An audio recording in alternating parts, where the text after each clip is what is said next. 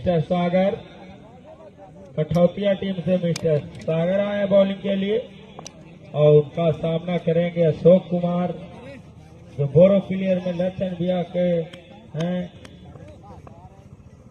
विदेशी प्लेयर अशोक कुमार एक छक्का फुल टॉस गेंद और सीधा 6 रनों के लिए की दिशा में काफी उम्दा शॉट और गाड़ी ग्राउंड में ना ले जाए फिर देते क्या और नो बॉल नो बॉल का इशारा चाहे तो अशोक बना लिए। नो बॉल का इशारा और इस गेंद पर फ्री कह रहे थे कि? 1 रन और जोड़े स्कोर में।